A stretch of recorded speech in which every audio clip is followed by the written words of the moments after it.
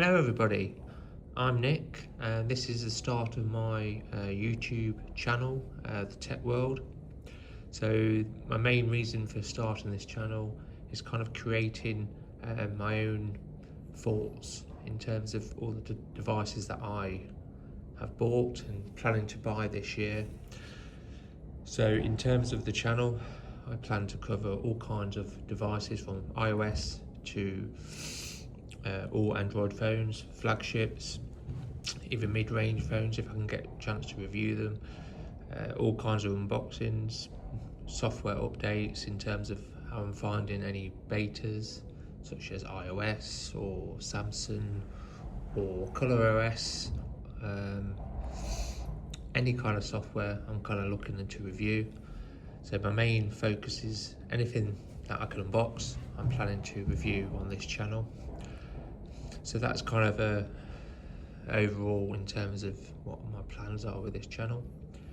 But today this is more about the Samsung Z Trifold. So I picked this up good 30 days ago now from the Average Dad Tech Store. I'll put a link to his site in the description along with his YouTube channel. He has been a biggest inspiration in terms of covering these devices and how he started and how I followed him at the start of his journey, and now I'm part of the WhatsApp group, which you can find more information about on his channel. I'll be putting links regarding his channel, so make sure you do give him a follow, because obviously his site is becoming really massive, which is great to see. But in terms of me buying the device, I bought this for £3,500, which in terms of the price, obviously many would sniff their nose up at that, but this is a technology which I just couldn't resist in terms of getting my hands on it, basically. It is now on sale in United States for $2,900, even though there is no trade-in options there and there is no Samsung Care options for people who want to buy the devices there. So that is one downside if you're looking to buy it. But in terms of where I bought it, I'll give you a direct link in the description, as I mentioned, in terms of this device. So this is kind of my 30 days in terms of using the device. It's as good as any previous Samsung device that you would get with One UI. It is running 8.0. There is no 8.5 beta or anything like that on these Trifold devices. So that is obviously the one downside. It will probably take a while for it to get the 8.5 update, which will be going live with the Samsung S26 series, which is due to be announced at the end of February.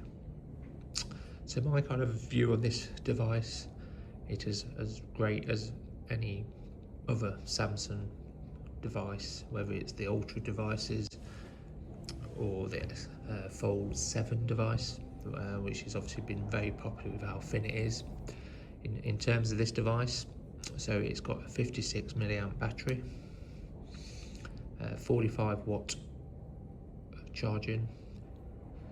You do get the power brick in the box, which you don't with other Samsung devices. In terms of the global unboxing, it's literally just a power cable, but here they've at least put in the power brick, so you've kind of at least got that, which is normal for Chinese brands who always put the power brick in the box.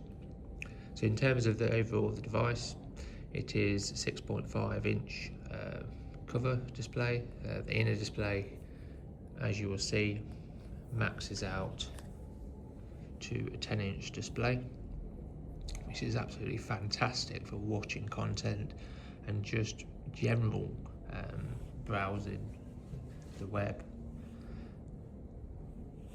So if we go on as an example, that's just general YouTube interface, so you can't really go wrong in terms of the viewing experience that you've got here. You obviously can multitask even better than you can on the Z Fold 7. So in terms of that, so let me try and get this open for you. So as you can see, you've got 3 apps at once, so the multitasking is top tier in terms of that. You can also add pop-up windows like you can normally to try and enhance that experience in this device.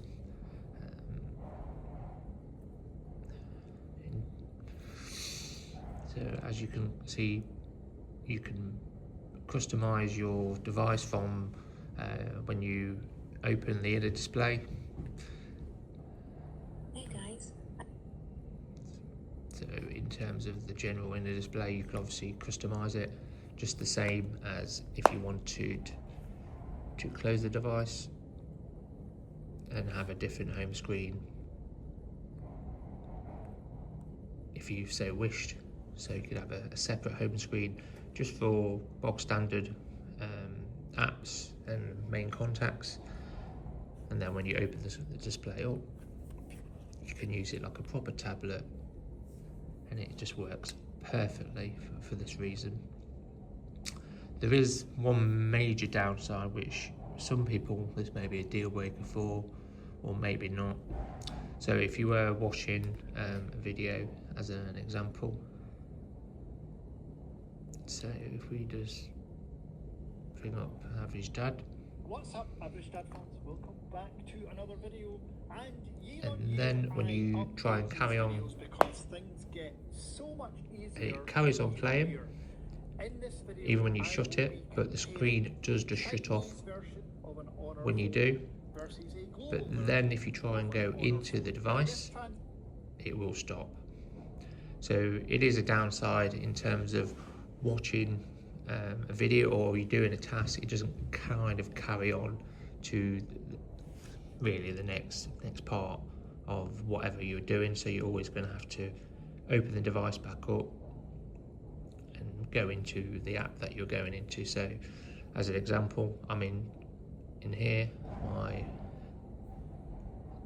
X account, and as soon as you open that back up, it goes straight off that.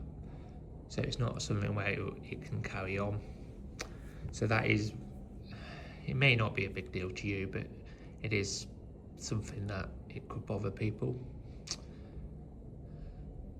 In terms of the next bit, I would say it's great that this device does have a built-in DeX, where other mobile phones, in terms of using it on the device, is just not there.